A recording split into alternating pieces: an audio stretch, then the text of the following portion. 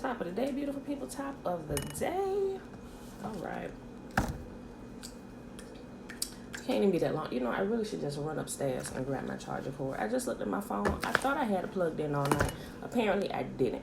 And I got like 29%. So hold it 1 second while I run and get my charger cord because my phone is about to die. I don't know at what point during the night that it got unplugged. So 1 second.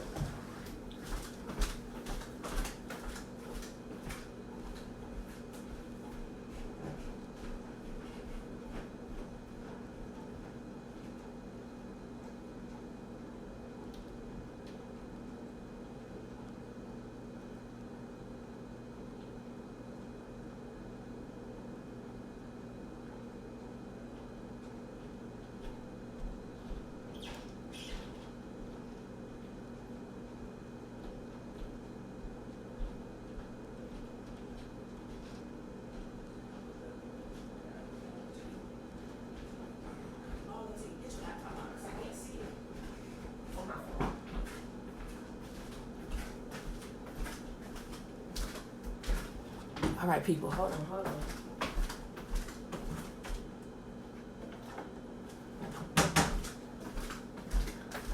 Okay, sorry. I had to get my charger. My phone about to die. Like, I don't know what happened.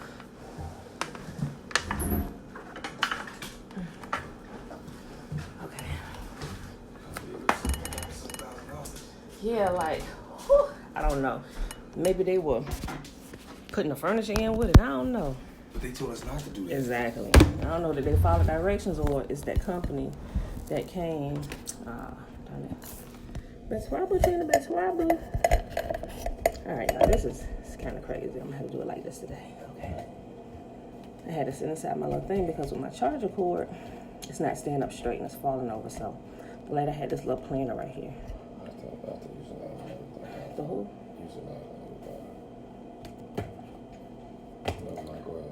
Yeah. So if you get my laptop and click and go to Eva, it's already saved in there, so just click on it. All right, y'all. Sorry, got a couple things going on this morning. Okay.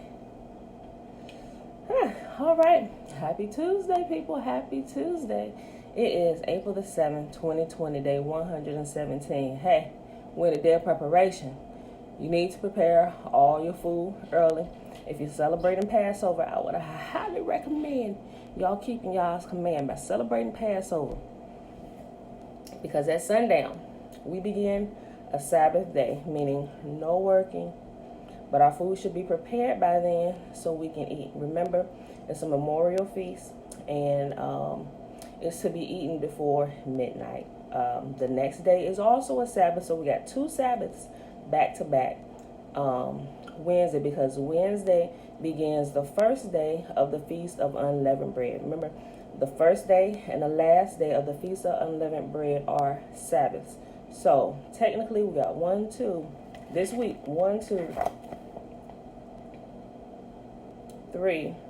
For the rest of this week, we got 3 Sabbaths, and these Sabbaths for these feast days, Yahuwah are in addition to the regular weekly Sabbaths. So we got 3 Sabbaths this week.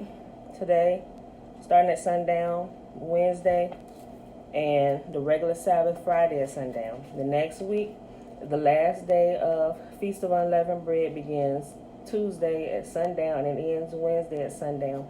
And also you have that Sabbath, the regular weekly Sabbath, Friday sundown, Saturday sundown. But I'll be reminding y'all. So just remember, today at sundown begins Passover.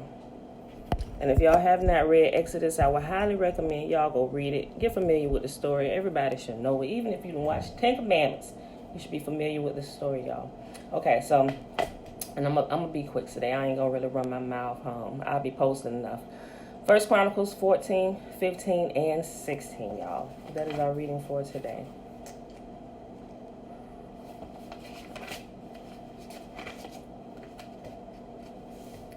Okay. Now Hiram, king of Tyre, sent messengers to David and timber of cedars with masons and carpenters to build him a house. And David perceived that Yahuwah had confirmed him king over Israel, for his kingdom was lifted up on high because of his people Israel. And David took more wives at Jerusalem, and David begat more sons and daughters. Now these are the names of his children which he had in Jerusalem: Shammua, Shobab, Nathan, and Solomon, and Ibhar, and Elishahu, Eliphat, and Nogah, and Nepheg, and Japhia, and Elishama, and Belida, and Eliphalet. And when the Philistines heard that David was anointed king over all of Israel, the Philistines went up to seek David, and David heard of it and went out against them. And the Philistines came and spread themselves in the valley of Rephaim. And David inquired of Yahuwah, saying, Shall I go up against the Philistines, and wilt thou deliver them into mine hand? And Yahuwah said unto him, Go up, for I will deliver them into thine hand. So they came up to Baal Perazim, and David smote them there. Then David said, Yahuwah hath broken in upon my enemies, and my hand like the breaking forth of waters. Therefore they called the name of that place Baal Perazim. And when they had left their gods there, David gave a commandment, and they were burnt with fire.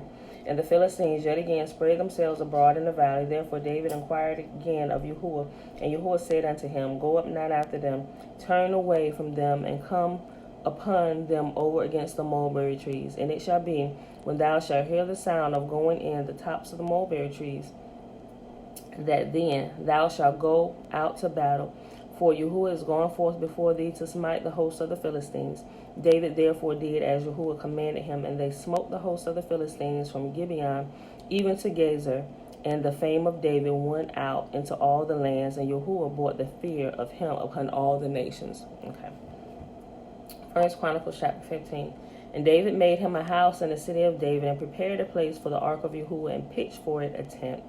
Then David said, None ought to carry the ark of Yahuwah but the Levites. Hey, boom! Remember what we was talking about yesterday?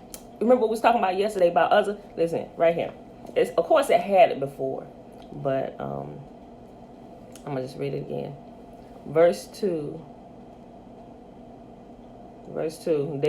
David got it, and he reminded him. Then David, verse 2, 1 Chronicles chapter 15. Then David said, None ought to carry the ark of Yahuwah but the Levites, for them hath Yahuwah chosen to carry the ark of Yahuwah, and to minister unto him forever. And David gathered all of Israel together to Jerusalem to bring up the ark of Yahuwah unto his place, which he had prepared for it. He got everybody in order. And David assembled the children of Aaron and the Levites, of the sons of Kohath, Uriel the chief and his brethren, 120. Of the sons of Merari, Asaiah the chief and his brethren, 220. Of the sons of Gershom, Joel the chief and his brethren, 130. Of the sons of Elipham, Shemaiah the chief and his brethren, 200. Of the sons of Hebron, Eliel the chief and his brethren, 80. Of the sons of Uzziel, Aminadab the chief and his brethren, 112. And David called for Zadok and Abiathar the priests, and for the Levites, Uriel, Asaiah, and Joel, Shemaiah, and Eliel, and Aminadab, and said unto them, Ye are the chief of the fathers of the Levites. Sanctify yourselves, both ye and your brethren, that ye may bring up the ark of Yahuwah of Israel unto the place that I have prepared for it. For because ye did it not at the first, Yahuwah made a breach upon us, for we sought him not after the due order. So the priests and the Levites sanctified themselves to bring up the ark of Yahuwah, the God of Israel, and the children of the Levites bear the ark of Yahuwah upon their shoulders with staves thereon. And Moses commanded according to the word of Yahuwah. And David spake to the chief of the Levites to appoint their brethren to be the singers with instruments of music, psalteries, and harps and cymbals, sounding by lifting up the voice with joy. So the Levites appointed Heman the son of Joel and his brethren, Asaph the son of Berechiah, and the sons of Merari their brethren, Ethan the son of Cushai, and with them their brethren of the second degree, Zechariah, Ben, and Jaziel, and Shemiroth, and Jahiel, and Uni, and Eliab, and Benaiah, and Messiah, and Mattathiah, and Eliphaleth, and Mekniah, and Obed Edom, and Jeiel, the porters. So the singers Heman, Asaph, and Ethan were appointed to the sound with cymbals of brass, and Zechariah and Aziel and Shemiramoth, and Jahiel and Uni and Eliab and Messiah and Benaiah with psalteries on Alamoth, and Mattithiah and Eliphalet and Mekniah and Obed Edom and Jael and Azaziah with harps on the Sheminith to excel. Sorry, I'm screwing up the names, y'all. And Chaniah, chief of the Levites, was for song. He instructed about the song because he was skillful. And Berechiah and Elkanah were doorkeepers for the ark. And Shebaniah and Jehoshaphat and Nathaniel and Amasai and Zechariah and Benaiah and Eleazar the priest did blow trumpets before the ark of Yahuwah. And Obed Edom and Jehiah were doorkeepers for the ark. So you know how you know how when they dropped off the ark at Obed Edom's house after Uzzah was killed, and it said Obed Edom was blessed for the entire 3 months that he was there. Why? Because he was a Levite. It was in the care of one who had who had been entrusted with the care of the ark by Yahuwah anyway. So if you hadn't picked that up, that's why he was blessed. He was a Levite. And it came to pass when Yahuwah helped the Levites that bear the ark of the covenant of Yahuwah, that they offered 7 bullocks and 7 rams. And David was clothed with a robe of fine linen, and all the Levites that bear the ark, and the singers, and Chenaniah, the master of song, with the singers. David also had upon him an ephod of linen. Thus all Israel brought up the ark of the covenant of Yahuwah with shouting and with the sound of the cornet and with trumpets and with cymbals and making noise with psaltery and harps. And it came to pass, as the ark of the covenant of Yahuwah came to the city of David, that Michal, the daughter of Saul, looking out a window, saw King David dancing and playing, and she despised him in her heart. Last chapter for the day, y'all. 1 Chronicles chapter 16. We got 43 verses. So they brought the ark of Yahuwah and set it in the midst of the tent that David had pitched for it, and they offered burnt sacrifices and peace offerings before Yahuwah. And when David had made an end of offering the burnt offerings and the peace offerings, he blessed the people in the name of Yahuwah. And he dealt to every one of Israel, both man and woman, to every one a loaf of bread, and a good piece of flesh, and a flagon of wine. And he appointed certain Levites to minister before the ark of Yahuwah, and to record, and to thank and praise Yahuwah, the God of Israel. Asaph the chief, and next to him Zechariah, Jael, and Shemiramoth,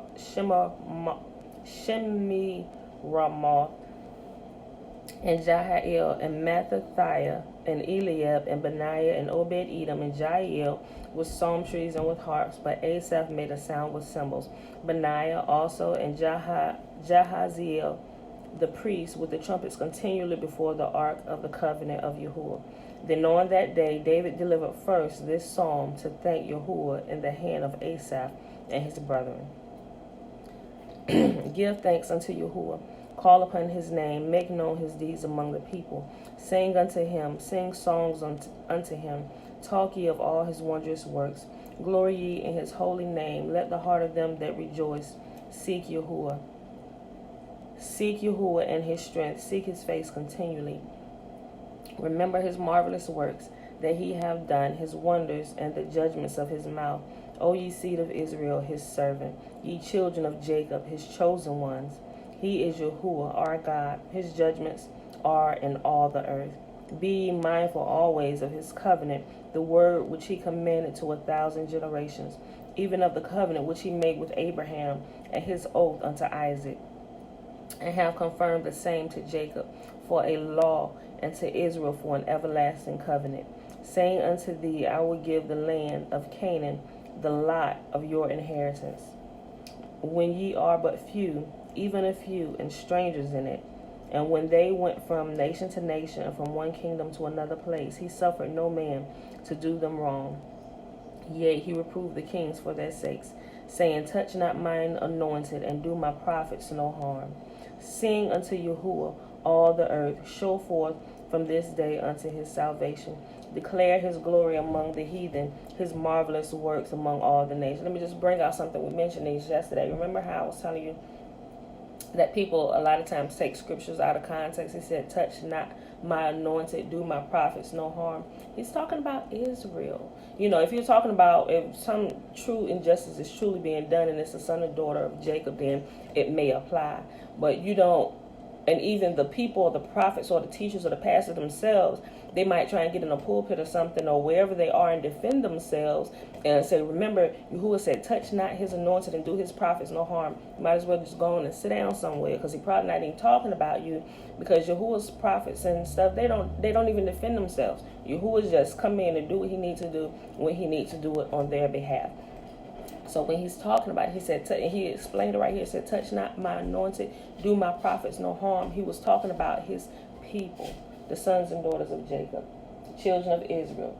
And remember, those who come from other nations, who decide to put away all their other gods and join themselves to the God of Israel, they also become Israel. They become, like the New Testament terms, that they become grafted in to the family, to the vine, to the olive tree. They become grafted in, they become Israel. Although they weren't blood-born descendants, they've chosen to put away everything else and serve only Yah. And Yahuwah says they are to be treated no different from blood-born sons and daughters. They get the same blessings, but they also get the same curses. You get in and start acting a fool, you get your tail toe off, just like one of the sons and daughters will get their tail toe off. So, yes. Chill out. Hold on to it for a second. I'm almost done. I read that again. I read 21. Start at 21. He suffered no man to do them wrong. Yea, he reproved kings for their sakes. He's talking about Israel, the entire nation, all the people of Israel, saying, touch not. Walk back upstairs with it, Jeremiah. I'm almost done. Saying, touch not mine anointed, and do my prophets no harm. Saying unto Yahuwah, all the earth. Show forth from day to day his salvation. Declare his glory among the heathen, his marvelous works among all the nations. For great is Yahuwah, and greatly to be praised. He is also to be feared above all gods. For all the gods of the people are idols, but Yahuwah made the heavens. Glory and honor are in his presence. Strength and gladness are in his place. Give unto Yahuwah, ye kindreds of the people. Give unto Yahuwah glory and strength. Give unto Yahuwah the glory due unto his name. Bring an offering and come before him. Worship Yahuwah in the beauty of holiness. Fear before him all the earth. The world also shall be stable, that it may not be removed. Let the heavens be glad. Let the earth rejoice. And let men say among the nations, Yahuwah reigns. Let the sea roar, and let the fullness thereof. Let the fields rejoice, and all that is therein. Then all the trees of the wood sing out at the presence of Yahuwah, because he cometh to judge the earth. O give thanks unto Yahuwah, for he is good, for his mercy endures forever. And say ye, save us, O Yahuwah, God of our salvation. Gather us together and deliver us from the heathen, that we may give thanks to thy holy name and glory in thy praise. Blessed be Yahuwah, the God of Israel, forever and ever. And all the people say, Amen, and praise Yahuwah. And he left there before the ark of the covenant of Yahuwah Asaph and his brethren to minister before the ark continually, as every day's work required. And Obed-Edom and their brethren 68. Obed-Edom also the son of Jeduthun and Hosa to be porters. And Zadok the priest and his brethren the priests before the tabernacle of Yahuwah in the high place that was at Gibeon, to offer burnt offerings unto Yahuwah upon the altar of burnt offering continually, morning and evening, and to do according to all that is written in the law of Yahuwah, which he commanded Israel. And with them Heman and Jeduthun and the rest that were chosen, who were expressed by name, to give thanks to Yahuwah, because his mercy endures forever.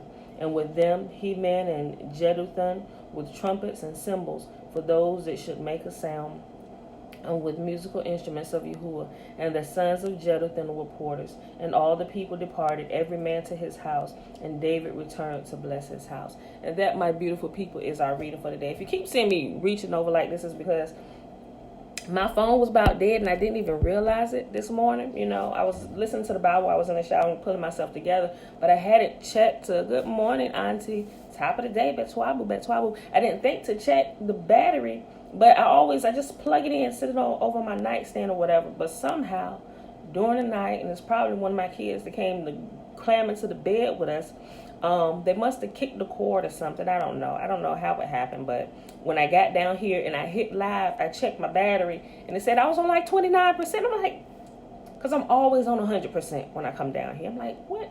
So if you came on earlier and you saw it, just an empty chair sitting here, because I realized that after I went live, and I said, give me 1 second, people, while I ran to get my charger cord. So I ran upstairs, got a charger cord, came back down. So that is our reading for today. That's 1 Chronicles 14, 15, and 16, y'all. Day 117, Tuesday, April the 7th, 2020. Like I said at the beginning, I just recap what I said. Today is a day of preparation for Passover, which begins at sundown. All right. If you're not familiar with what Passover is, y'all, go back and read through Exodus. As a matter of fact, everybody, just about it, unless you're an essential worker or you're being hard-headed or your job hasn't closed down, you're supposed to be in the house anyway. And this was by divine appointment, y'all, this time. So go through, spend all this time today, the rest of the week, because after tomorrow at sundown also begins the first day of unleavened bread, which is also a Sabbath. Tonight is a Sabbath, and tomorrow is a Sabbath. So we got 2 Sabbaths back to back. And if you're familiar with like the Jewish community, they call them it just depends. They call them high holy days, you know, because it's a Sabbath. But Yahuwah tells us that it's a Sabbath. Each of the feast days are a Sabbath, but the longer feast days, like unleavened bread, which we're going to go in tomorrow at sundown, the first day, and the last day is a Sabbath. They're to be treated like regular weekly Sabbaths in addition to the regular weekly Sabbaths, right? So like I said, we got 3 Sabbaths this week, starting tonight at sundown. Tomorrow is a double Sabbath. We got 2 Sabbaths back to back. So if you prepared ahead of time, you already got these days off. If not, you just found out about it. Y'all be with you. You didn't know, you learned it. Just keep it as much as possible. And then we got our regular Sabbath, Friday at sundown. But then next Tuesday is the last day of Feast of Unleavened Bread, which is the 7th day. It's a 7-day feast. And that ends it, and then, you know, the regular Sabbath at the end of the week, you know. So that's 1, 2, 3, 4, 5. Within these next 2 weeks, we got 5 Sabbath days. So you literally rested almost a whole week, you know, doing absolutely nothing. No work days at all. So I hope you understood what I said there. Also, with the Feast of Unleavened Bread, it's also found in Exodus. Made a marinade for our lamb. Hey, okay. My lamb already seasoned, girl. I'm about to... I'm debating what I want. I think I'm going to put it in a crock pot. I'm putting it in a crock pot. I'm going to start it here as soon as I'm done. It's going in a crock pot. But make sure, according to it, all of it is supposed to be eaten by midnight tonight.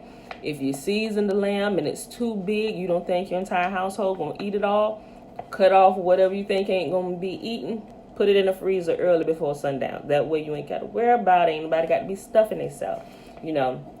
So with it, you're supposed to have lamb and bitter herbs. Different people say different things, but bitter herbs, we're going to do like a green salad, a spring mix salad with ours. And I'll probably do like maybe some baked potatoes or maybe some mashed potatoes or some side like that. I don't know. Somebody mentioned some macaroni and cheese. I'm married to your first child, so it'll be going by. So, yeah, you right, Tara. Yeah. He gonna be waiting for sundown.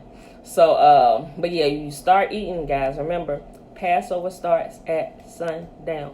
I know some people they do it like 6 p.m. But we're in the springtime hours. Sundown doesn't begin at 6 p.m. Wait till the sun goes down before you begin to eat your Passover meal. I'm just saying that's what it says. So when the sun goes down, everybody get to the table. Let's eat. You know, just. Y'all ain't got nothing else to do anyway. If you ain't going to work, talk, have family conversations. But I would recommend, since it's Passover, talk about it. If you don't really know, break out Exodus, and that's what we do. I just go through why they eating, or I'll eat a little bit, and then I'll just start reading. Then we'll just talk about it, because kids have questions and stuff. But we are to do this so we can model it before our children. When do we? I would do it before sundown, Tara. Like if you go back, I'm not sure if you're at work today. I know you're with the blood. It says before sundown, Tara. Everything has to be done before sundown, before the sun goes down. Remember, because if you remember the story, in the story of Passover, and that was something that was required to do. You know how, okay, if you go through, just go read it, y'all. The plagues that come. Now, everybody was affected by, I think it was the first 3 plagues. Everybody was affected. Egyptians, everybody who was in that land, and Israelites alike. But there came a plague where Yahuwah made a separation, and he let the entire world know that these are my people. These are not my people. Not that they couldn't join to us and be his people, because you could. He gave the record. If you want to, this is how we live. We live clean. He's not just going to if you invite somebody into your house, you lay down some ground rules. Okay, you can't walk through my house naked. There's other people living here. Don't leave your stuff laying all around my house. Things like that. We expect you to keep your body clean. We won't expect you to walk around here stinking, musty and stuff. You make sure you flush the toilet, wash your hands, things like that. Same thing for Yahuwah and his people. He requires us to be a clean people. He requires us to eat clean. Yes, baby girl. What? You're eating. Where's your brother? Okay, all right, y'all. I'm still in the middle of Leviticus. I'm trying to read myself. Where are the plagues at? In Exodus. Okay. So if you want to read about the feasts, and I'll post it under here. The feasts are found in Exodus, Leviticus, and the other Numbers and Deuteronomy. But Leviticus 23 sums up all the feasts together. That one chapter, Leviticus 23, condenses all the feasts. That's where you find it there. That's the go-to chapter for all the feasts, including the weekly Sabbath. Also, for Exodus 4, read the whole story. Start at Exodus 1. Exodus 1 to... I think if I order for... Okay, it was it. Okay, so let the people go. It's about 13. No, because they chasing them through the water in chapter 14. Okay, so I say chapters 1 through 15. It gives you the whole Exodus story. So, you can read it in one day, or you can read it throughout the week of unleavened bread and everything as well. Like I said, unleavened bread starts tomorrow night at sundown. And remember, unleavened bread, that represents how the night after Passover, because Yahuwah, he said, when you eat the Passover meal, everybody's to be fully dressed, have your staff in your hand, and he said, eat your meal in haste, because it represented them leaving out of captivity the next day. And so that's why they baked bread, but they weren't staying in Egypt long enough to give the bread a chance to rise. You see? So they ate unleavened bread. Yes. They ate what? Hold on, baby. I'm almost done. They ate unleavened bread for the whole week. That's why we celebrate the Feast of Unleavened Bread, because it commemorates our actual exodus out of, or our ancestors' actual exodus out of Egypt. Because, they bake bread and all that stuff. So, but he said, let's roll. It's time to go. So everybody, they grabbed their stuff and they were out, and they followed Moses, where Yahuwah led them to go, So, but it's good. Get familiar with that story. Even if every night y'all read a section of that, it'll give you the whole story. Get really familiar with it. That's what we do, Yes, Bella. Okay, don't put that in there. Is there more apples in there? Or that's your toys? Okay. All right, so I think that was it, y'all, because she already started. I told her brother, Jeremiah, to keep her upstairs for a second, but she got past him. He probably didn't doze back off. So I think that was it. Yeah, start at Exodus, and you can go all the way up to the end of the 15th chapter to give you the full Exodus story. But I wouldn't say, if you're not familiar, read the whole book, because you can learn about the shenanigans, why they were in the wilderness and all that stuff, So with that being said, beautiful people, oh, that's what I want to say. The yeast.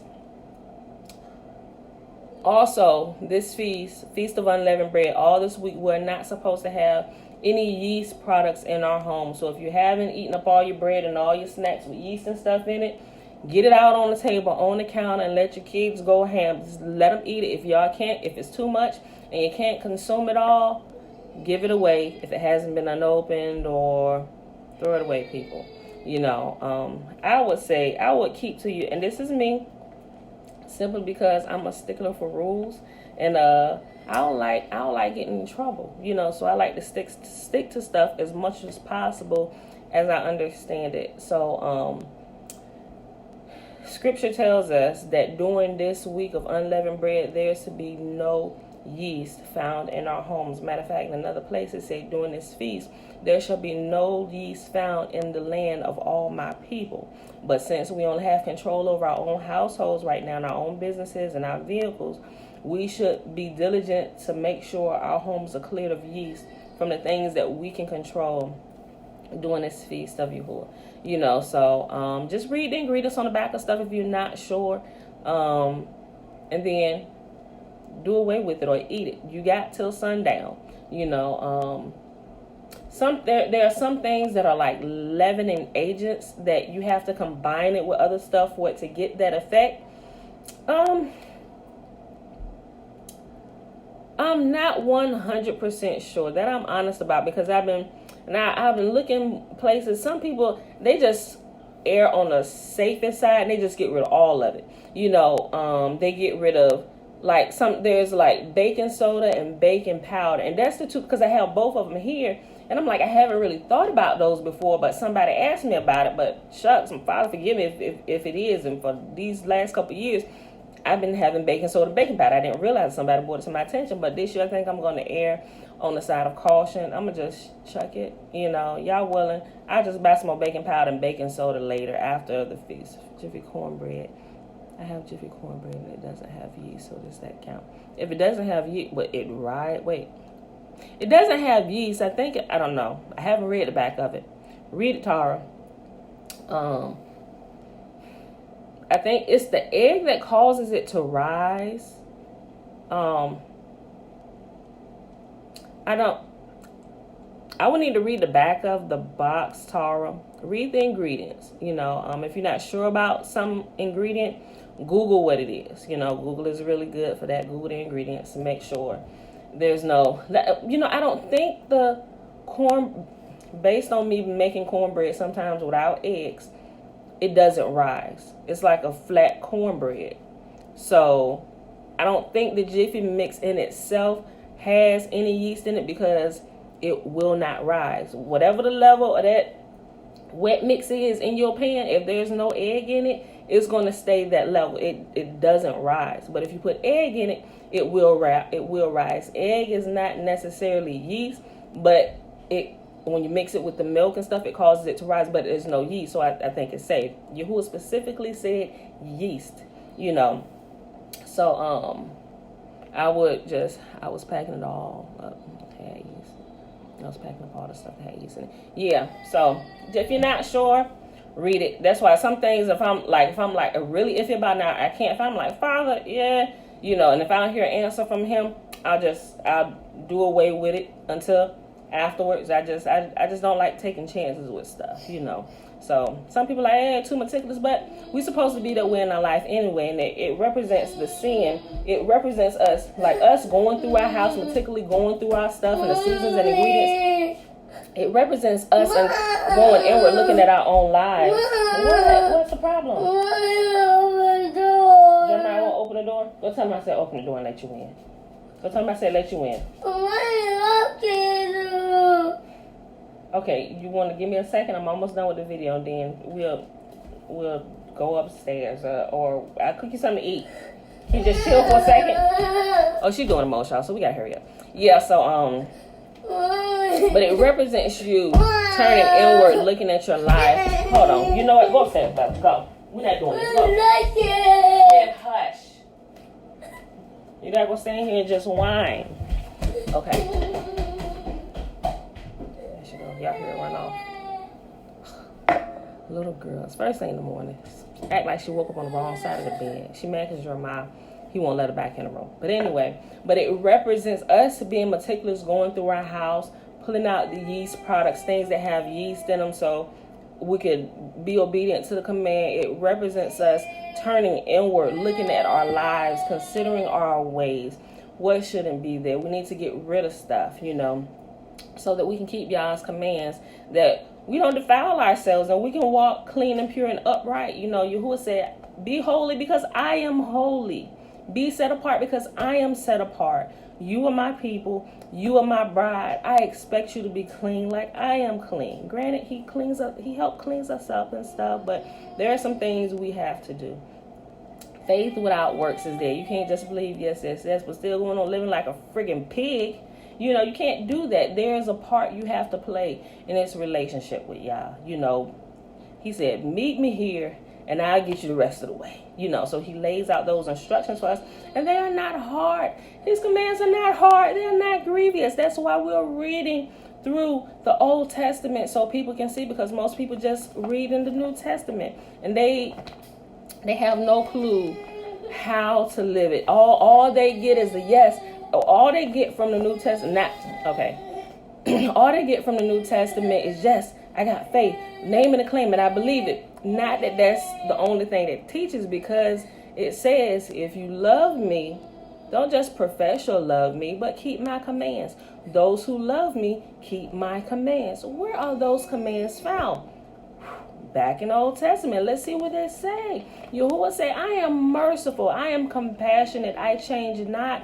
But somehow something started around the way that the God of the Old Testament is a wrathful God, and I'm like, where do you get that from? Yes, he was a wrathful God. If you came to you, was messing with his people, just like don't come messing with my house, don't mess with my children, just like any parent would do. Any spouse, don't come for me and mine.